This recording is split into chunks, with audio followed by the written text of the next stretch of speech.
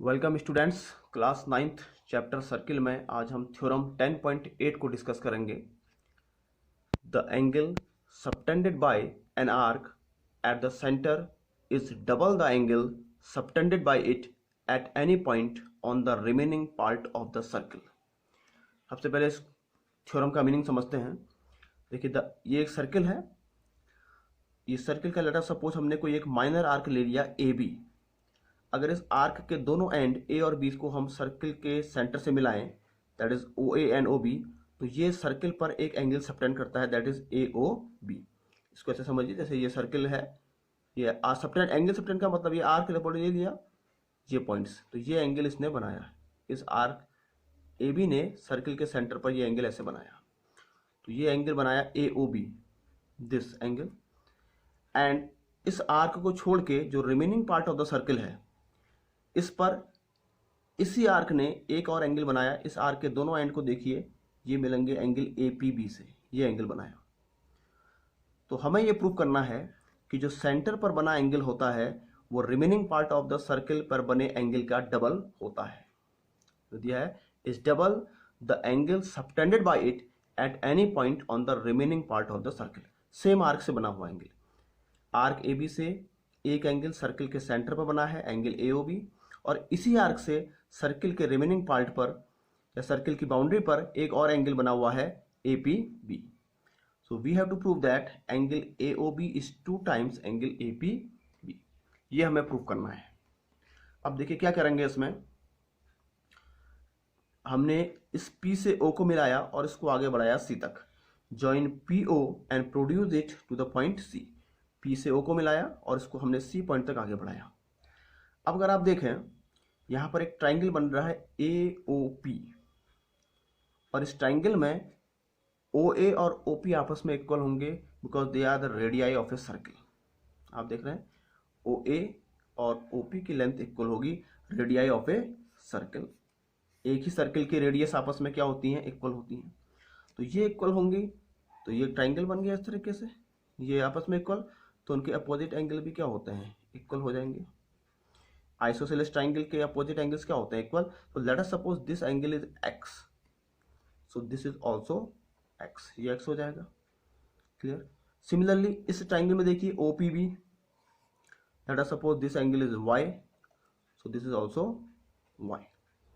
यहां पर भी क्या होगा, ओपी और ओबी आपस में इक्वल है, radius of same circle, so angle OPB is equal to angle OBP. दोनों इक्वल हो जाएंगे, किसके बराबर हो जाएंगे, दोनों वाई के इक्वल हो जाएंगे।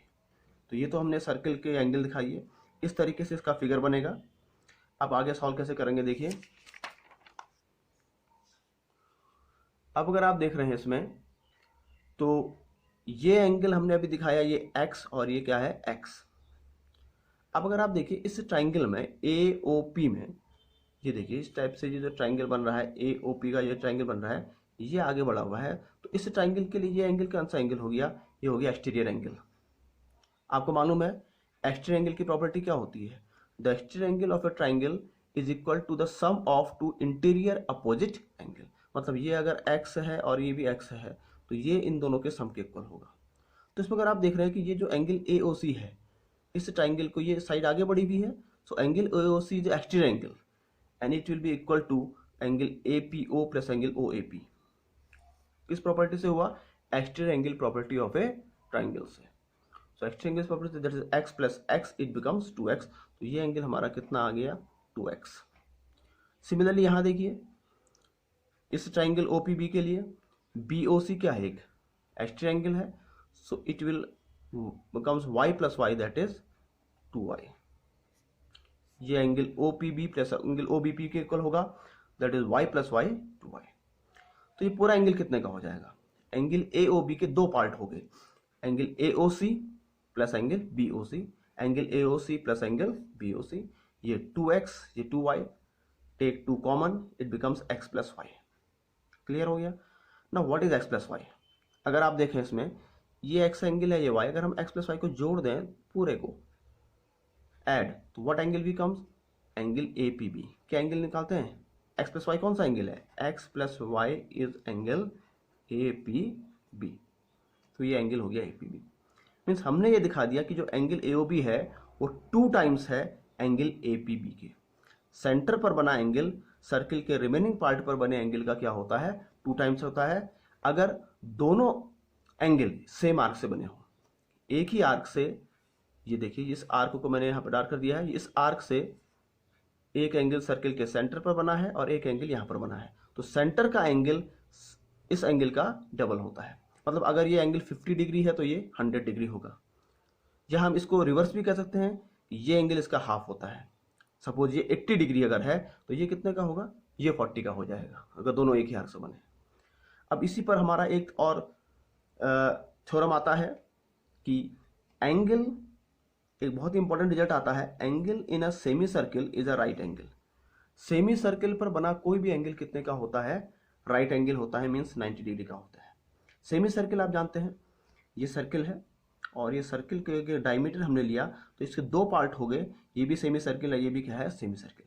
तो सेमी सर्किल पर कोई भी एंगल बनता है, एंगल बनने का मतलब वो बाउंड्री को टच करना चाहिए। तो ये जैसे एंगल ACB बना है, इस सेमी सर्किल पर एक एंगल ACB बना है, हमें ये प्रूव करना है कि ये 90 डिग्री का होगा। अब देखिए इसको प्रूव करना बहुत ईजी है। कैसे ईजी है, हम इसी थ्योरम का जो हमने अभी पढ़ी उसी का अप्लाई करेंगे। अगर आप देख रहे हैं इसमें, ये एक सेमी सर्किल है और सेमी सर्किल भी क्या होता है, एक आर्क होता है। बिल्कुल सर्किल का आधा है, ये एक आर्क है, ये आर्क सर्किल के सेंटर पर एक स्ट्रेट लाइन बना रहा है। अगर आप देखें इसके दोनों एंड ये एक स्ट्रेट लाइन बनी, तो ये स्ट्रेट लाइन का ये पूरा एंगल कितने का होता है, it is 180 degree.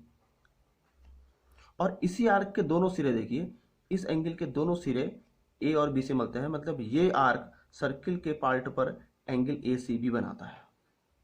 Same arc, semi circle भी एक आर्क है, सर्किल के सेंटर पर 180 डिग्री बनाया और इसी आर्क ने सर्किल की बाउंड्री पर एक एंगल और बनाया ACB। तो अभी हमने थ्योरम में पढ़ा था कि ये अगर 180 है, ये एंगल इसका डबल होता है या ये इसका हाफ होता है, means angle AOB is 2 times of angle ACB। What is angle AOB, 180, 2 into angle ACB, so angle ACB becomes 180 by 2, that is 90 degree. तो ये कितने का हो जाएगा, 90 डिग्री। तो इट मीन्स सेमी सर्किल पर कोई भी एंगल अगर होता है that is always a right angle. इस तरीके से हम इस थ्योरम्स को प्रूव करेंगे। Thank you.